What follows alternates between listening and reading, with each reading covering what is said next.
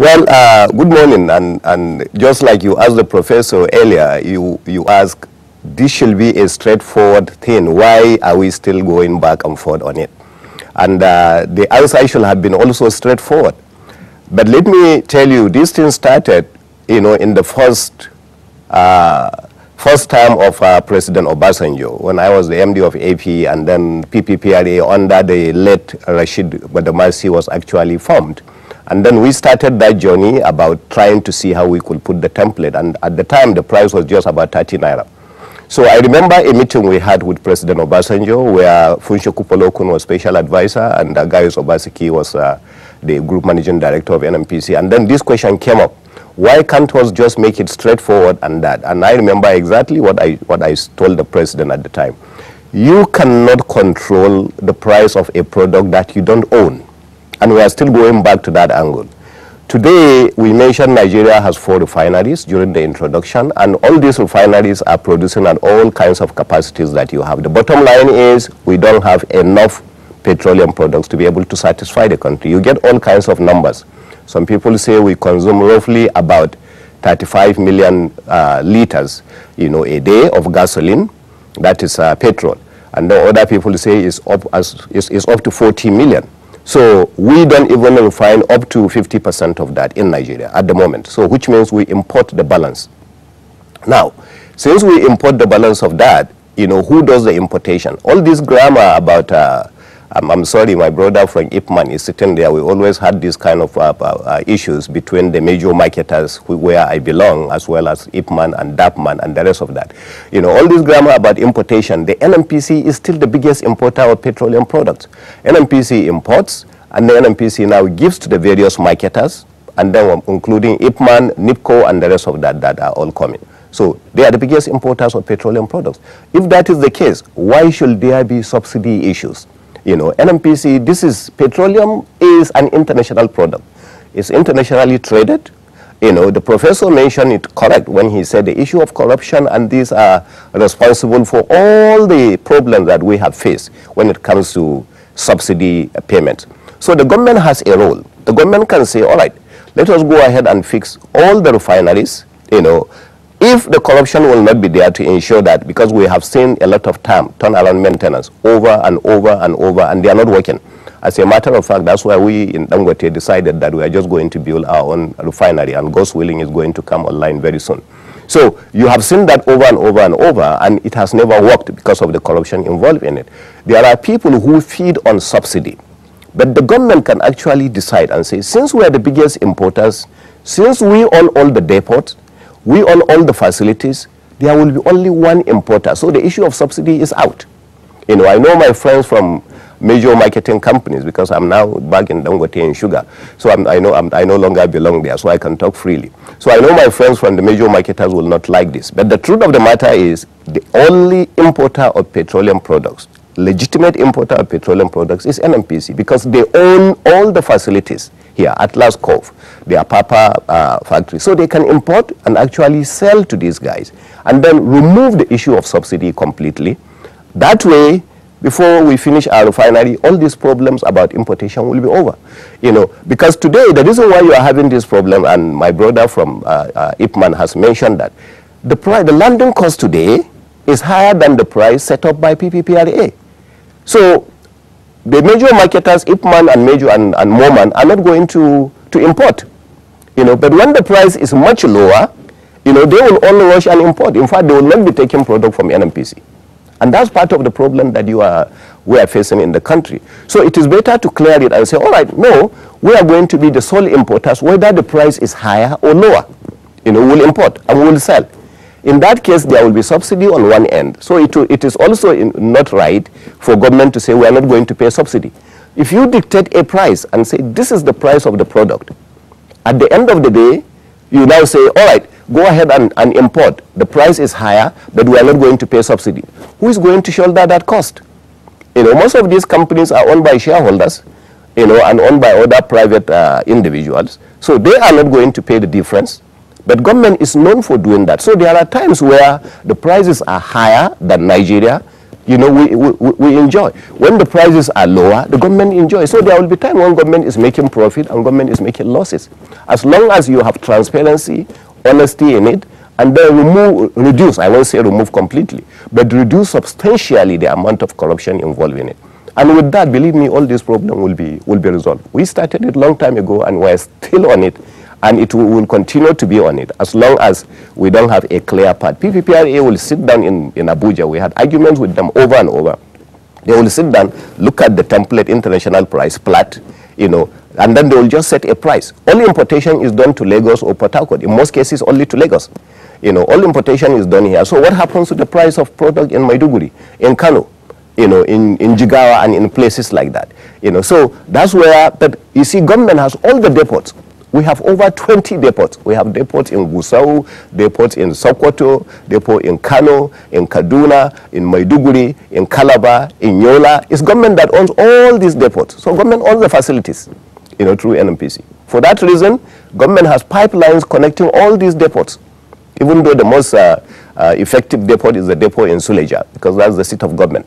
You know, so now you have battalion of trucks that are going on the road constantly, and look at the road network that we have. You know, very bad road network in the country. So you have that. So the pipelines are not working. You know, a lot of the time, instead of actually pumping from Wari, you know, or through Benin and from Benin to Suleja, you have battalion of trucks actually going all the way there. So the whole system needs to be looked into properly and structured and resolved. And that's where we are. Thank you, sir. How do we explain, for instance, that until Dangote stepped in, or if Dangote had not stepped in, perhaps we will still be stuck with what we have? You were managing director of AP. What was the challenge in getting into domestic crude refining? It was very interesting going back into the argument you had with the professor, even though with due respect, the professor was contradicting himself here and there. What the professor, for instance, said, the government didn't invest in any way whatsoever in capacity of refining. And then he turned around and said, well, they have put in so much money into turnaround maintenance, and yet, you know, we didn't see anything.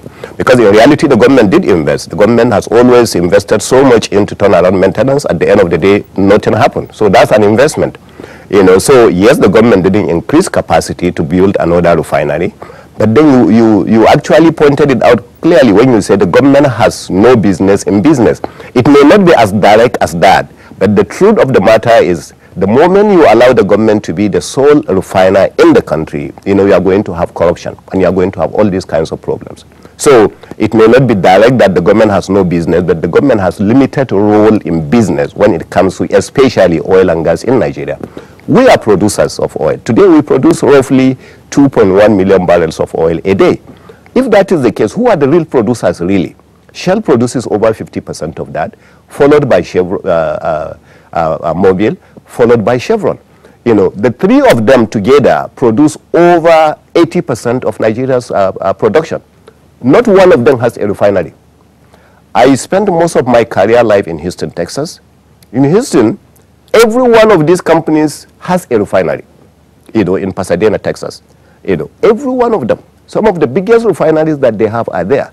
So why from the beginning was Shell and Chevron and Texaco and all of them allowed, you know, to just come and produce oil and not invest in refining? You know, that is one area. So they were only interested in producing oil and not interested in the refining.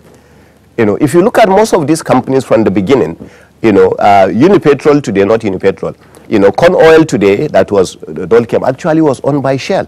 So, but Shell was not producing, yet Shell was in the downstream sector, you know, as far as Nigeria will refine and then they will buy and sell at the various companies. You know, BP was there, which is the company that we have today as Forte Oil, that was AP that I ran. You know, so the basic problem goes back to what we were saying earlier on. You know, government should have very, very limited role when it comes to refining. Petroleum production should not have been a problem in Nigeria because from crude oil side, we have more than enough sufficient crude, you know, to be able to satisfy Nigeria and even the neighboring countries. So we should be able to refine from Nigeria and sell. Now, another point, I don't know whether it was the professor or alleged lady that mentioned, when he said the reason why the price is high today is because of crude oil price. That's why the cost is high today. Definitely not. Has nothing to do with that. You know, crude oil prices could be as high as $160, like we have seen, $200. Will you now say the price of petroleum products should also be roughly about 300 now, rather than the 150 that we have or 170 that we have today? No. There are different reasons for each one of these costs.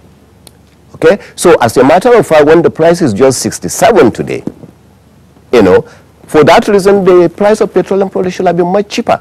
But there are other issues. There are FX issues. That's why I say it's an international product. You have to use the dollar to import it. You are using this dollar, importing it, and then you are getting the dollar sometimes at 360, sometimes at 305, depending on where you get it from. You know, so for that reason, you have also those changes. So there are factors that are controlling it, not necessarily the price of crude oil. Price of crude oil is very good today. It went as low as $9. I'm in the industry when I saw that around 1999. I'm in the same industry where I saw it around 2014 or 2013 that it went as high as close to $200. You know, so it's a product that is defined by mostly speculators. Speculators are the one defining the price of crude oil.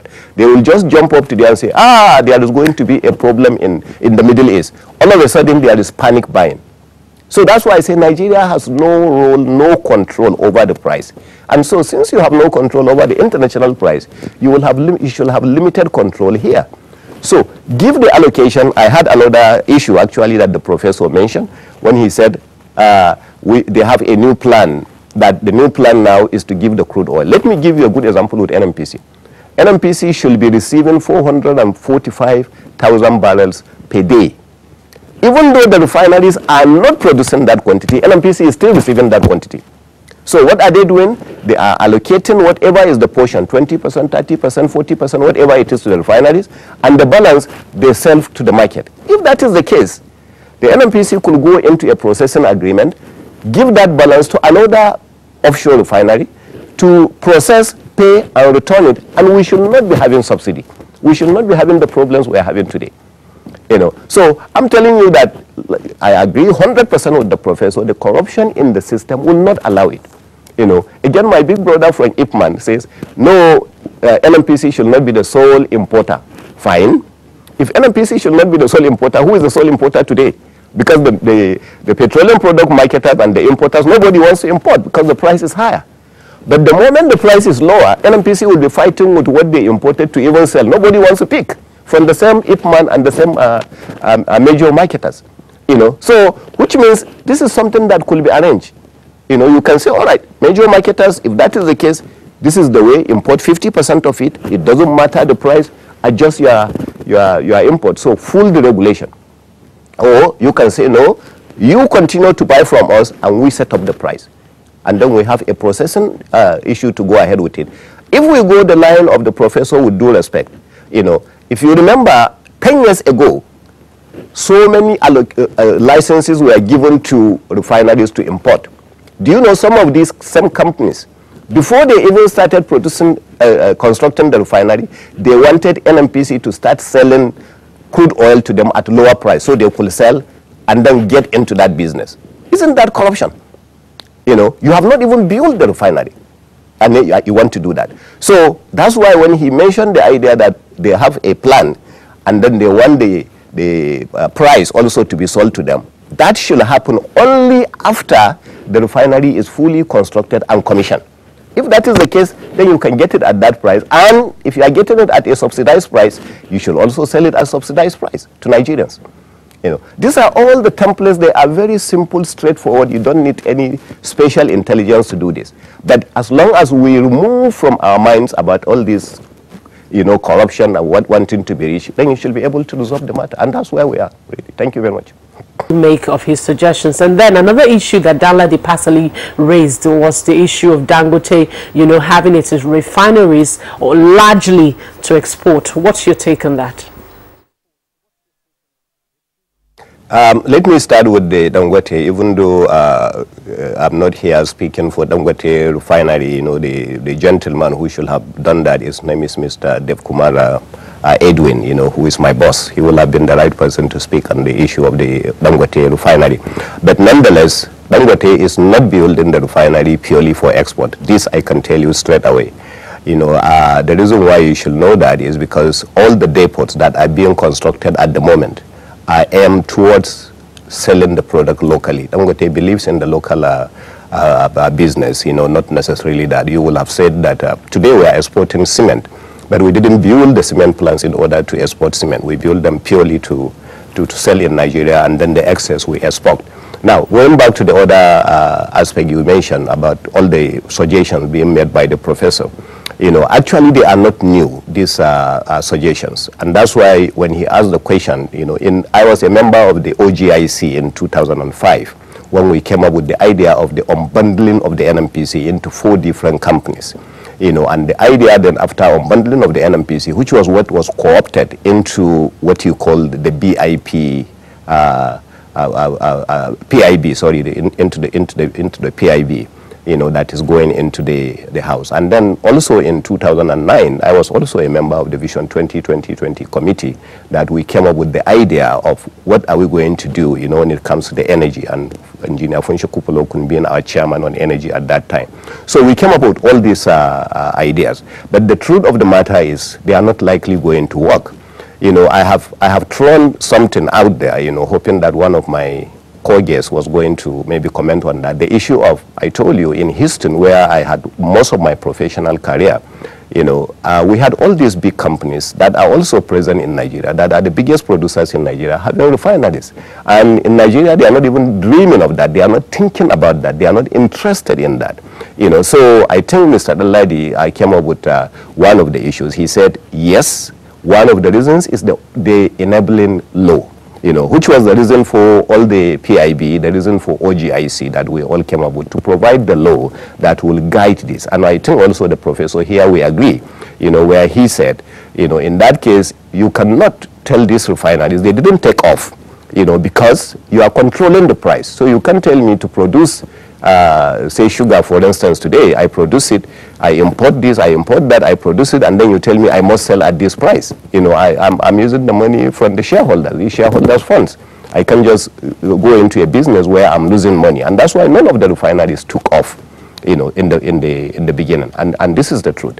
So what do we do in that area? Because rather than blaming, what is the way forward? You know, how do we resolve these issues? How do we resolve these matters? Number one is exactly what the government is thinking about doing. You know, either deregulate the market completely. You will see the number of investors that will come in and start building the refineries. Even my brother Abdullahi that said that they have investors that are coming with Ipman. Ipman will be at the forefront of constructing refineries because they have the outlets to sell. You know, because the first people that will construct refineries are people who have outlets to sell, who have facilities. And that's why it's actually a tragedy that NNPC is not refining properly, because NNPC has advantage over anybody when it comes to capacities. They have all the structures on ground. They can pump to the depots. They can do that. They can compete and beat any local investor. But unfortunately, it is not working purely because of self-interest, like the professor has said. You know, so, and this is not something you can blame only one person, because it's a system. The whole system is actually, people are benefiting today from importation. You know, the petrol marketers are benefiting, Ipman is benefiting, NNPC officials are benefiting, some big businessmen who have nothing to do with oil and gas are also benefiting, and that's the reason why they will encourage importation. If not, there is no need to import petroleum products in Nigeria. We produce and we sell locally. So now I think the reason why Mr. Abdullahi say we are producing for export is because we are saying we are going in there, enabling law or no enabling law, we are going to go in there to actually refine petroleum products. If this is an internationally traded product, so if the price is right to sell in Nigeria, we sell in Nigeria majority, and that's the essence, that's the focus. If Nigeria is not interested in buying it, because believe me, you are going to come to this, Dangote may end up refining more than enough capacity to sell in Nigeria, and some of these guys will still be interested in making sure that they import so that they can make money. In that case, Dangote will have no other choice but to actually export. And and you can export and actually sell and make profit. So these are the issues, and that is where enabling laws will actually come into place. So, but not everybody is the chess of Dangote that can actually decide to go into this kind of high risk. A lot of small investors may not be interested and say, no, I cannot put this kind of risk into this. So the enabling law is extremely important. The Senate and the legislator must pass this BIP. If they are interested in making this, it is not just to call people and then question them and tell them you must sell at this price. Who is going to sell at that price? That's why you are having queues everywhere. So the Senate is not being sincere. They must pass the law in order for us to be able to do that. The federal government must do that. The NMPC must be honest enough also to come out and do that. And those are the only ways that I think we can resolve this problem. Thank you very much. Still with you in Lagos, you raised what appears again to be a lingering argument with regard to why we are not seeing private investors in downstream sector with regard to refining. The argument they've always made about the past 30 years or more is, look, deregulate. Now, petrol is not the only byproduct of refining. You have other products, you have AGO, you have DPK, you have low sulfur oil, you have lubricants, and several other things. We have seen also in this country that this subsector, let's say now, of AGO, which is diesel, has long since been deregulated. So, why is it that investors are still hanging on to the aspect of petrol, which is not being deregulated, as a rationale for not investing? I'm here talking about, for instance, the big players, other than what is happening with the PIB. Okay, well, very good. Nobody ever builds a refinery to refine diesel. Nobody ever does that. Because like you rightly mentioned, these are byproducts. Most of these refineries primarily are built in order to produce petrol.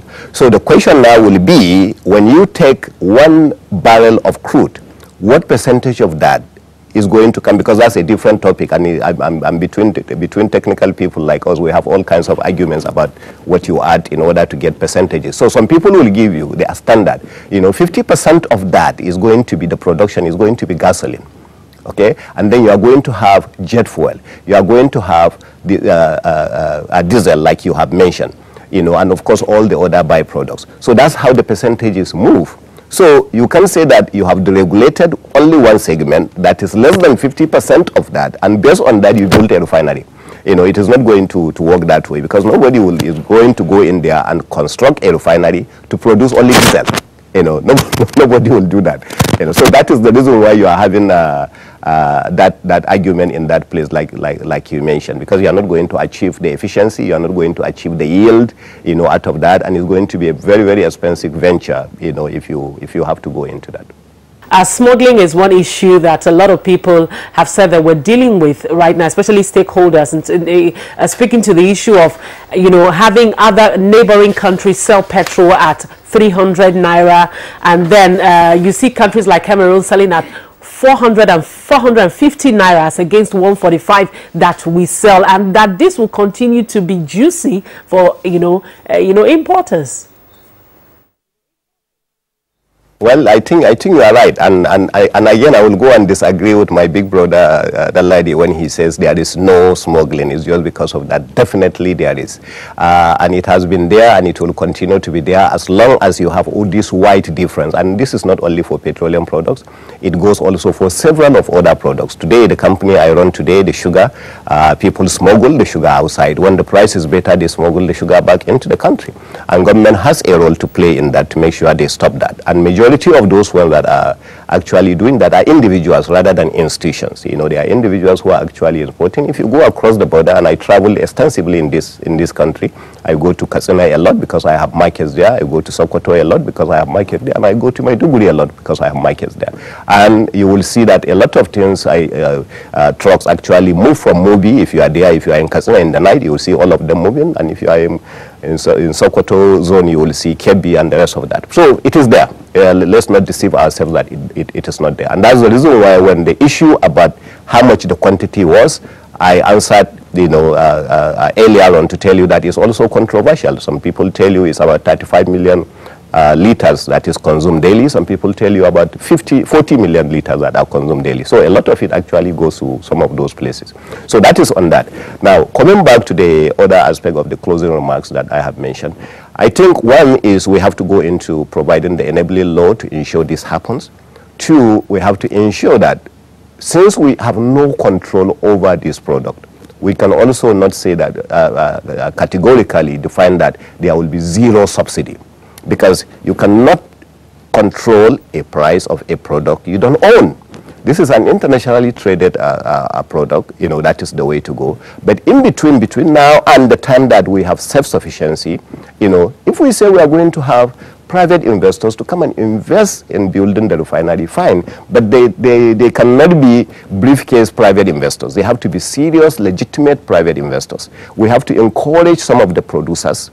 You know, who are the producers of oil and crude oil today in Nigeria? If you look at it, really, the operators of all the JVs and all these are, who are they? Are actually the IOCs. You know, they are not even, it's not even NMPC, because when somebody is saying NMPC sell crude oil to us at a certain price, then another round of corruption has come in. You know, because where does NMPC get the product? NMPC only has MPDC in Benin, you know, and how much are they producing? 110,000, 120,000 barrels per day out of the 2-point-something million? Is that what they are going to sell at this price? Or are they going to take from the JVs, you know, in order to sell that? So these are the issues. So the enabling laws have to be there, encouraging the private investors, serious private investors, and I emphasize, have to be there for us to be able to do that. And passing the APIB into law is very, very important, has to be there. So thank you very much. Sule, that was supposed to be your closing thought, but let me bring you back again to explain. Why do you think it's so challenging, for instance, for the NNPC in a JV with the IOCs to draw down on its percentage in the JV to say, look, this one we would supply to local refineries, instead of saying, look, everything is internationally traded, so we surrender to the international market? That's one of the arguments made by Professor Obadan. Why can't we excise a percentage of our holding or of our accrual from the JV for purposes of supplying the local domestic refining market, when, of course, we don't have an explosion in local capacity refining? You have gone again into an argument where Nigeria, we are saying that 80% of Nigeria's revenue is based on that, isn't it? Now, if you take what you have for your revenue, instead of selling to now get the revenue for Nigeria, you know, which the budget is being put together as a result of that revenue, and you say, no, I'm going to subsidize it and sell it in Nigeria, is that revenue going to come? You know, so remember, until Nigeria diversifies into so many other areas like agriculture that we keep talking about, and then you begin to have revenues from that area, you can play around with where almost 80% of your revenue is coming from that direction. I think that is the idea, because it's not easy, I think, on the part of the government. You have to be fair to the government in this case. It's not easy on the part of the government to say that this is the source of revenue, but I'm going to take that source of revenue to do that. I don't think that is even a possibility.